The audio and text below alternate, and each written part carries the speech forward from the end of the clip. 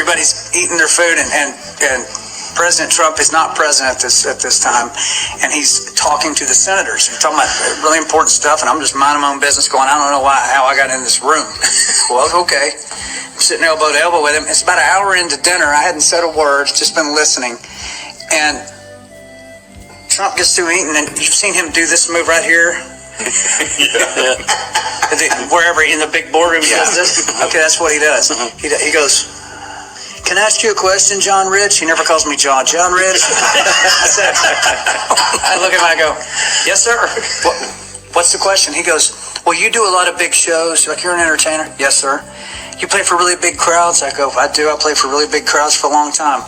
He goes, have you seen these rallies I'm doing? Like, it's 30, 40,000 people. I said, yeah, it's unbelievable. He goes, so here's the question.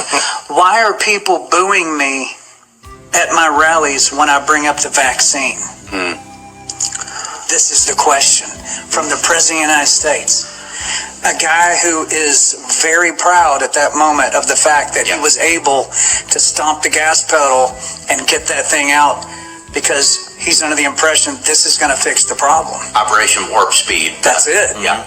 Okay, so here's a guy who, to his own admission, one of the biggest egos on the earth. Yeah. And he's very proud of this. And I respect him there is no limit. Right. But I'm being asked a very direct question. And so, man, I looked at him and I said, okay, I'm going to tell you the answer and you're not going to like it. He goes, okay, what's the answer? You're going to look at me like this? I said, let me start off by saying this. We, the American people, do not trust the people that you were forced to trust at the time when this was happening. Let's start there. And I said, by the people we don't trust, here's who I mean. The FDA, the CDC, the NIH, the WHO, Fauci, and all the rest of them. I said, Mr. President, we consider them to be a bunch of murderous, depopulationist psychopaths. And his reaction was... That's a good way to say it. His eyes are... He goes...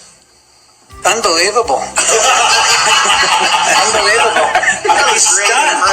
No, he is stunned that I said that. I said, now, let me tell you why they're booing you. I said, because all of them, including me, I said, I would boo you. I would boo you. Did you really? I would boo you. Really? If you brought that up, and here's why. And he's looking at me, and I'm thinking to myself, this is the last time this guy's going to invite me to anything. Yeah. He's never going to call me again. I'm throwing massive shade on a former president's, in his mind, one of his biggest accomplishments. Mm-hmm. And it dawned on me, nobody had told the man what I was telling him right now, because they all work for him. They all got something to gain from him. Yes. They're not going to tell him this, because they're not serving him well. I don't work for him. And I think a lot of him, and I want him to understand the truth about it. So I said, here's the problem. Here's why they're booing you, Mr. President. Because every human being out in that rally, either themselves or they know someone directly who has been harmed by the vaccine or has even died from it, including me. I said, I got members of my own family who were forced to take it against their will to keep their jobs, and now they've got all kinds of problems. Big problems, heart problems, lung problems.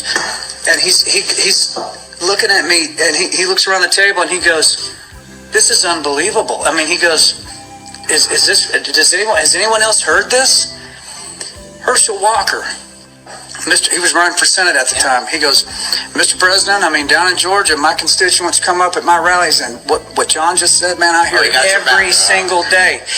Looks over at Marcia. Marcia's sitting there going, looks around the table, and then Lindsey Graham, who's sitting across. So you're here, or I'm here. I'm sorry, but you're Lindsey Graham. You're Lindsey. You're Lindsey Graham, and you're me. As I'm going into the part where I said, even in my own family, I have Lindsey Graham busts in with it, swishing his Chardonnay around and said, Mr. President, if you listen to conspiracy theorists like John Rich, the Democrats are going to take credit for what you did, and they're going to beat you in the next election with it. Oh. And so I'm looking at Trump, And he's sitting over there and he does that. And I looked at him and I said, do not interrupt me when I'm speaking. Do you understand me? What? And he looked at me and he goes, well, I didn't mean to disrespect you. I go, yeah, but you did. Oh. So, Right now you look like Wyatt Earp, Brandon. Trump is right here. You're Lindsey Graham, okay? I go, I'm holding him. Good. Yeah, you're Lindsey Graham.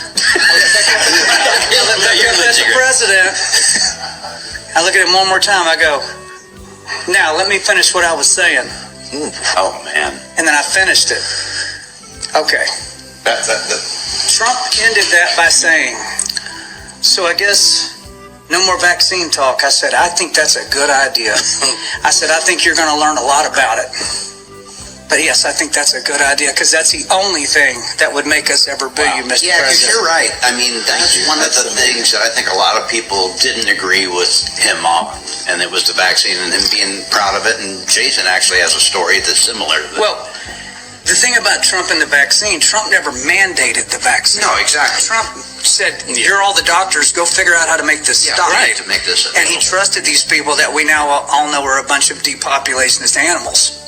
We all know that now, but he never mandated it because mandating an experimental medical procedure violates the Nuremberg Code. It's a crime against humanity. Yeah. Which I hope we see that play out because people need to be held accountable for that in a major way. I think it will. Yeah. So that was the story there. So, again, he has called me since then. He does text me back from the Super Bowl. He has invited me to, so I did not lose my friendship with him. I think if anything, based on a couple of things he's asked me over the last year or so, he probably appreciates the fact that I'll say something to him that he don't really want to hear.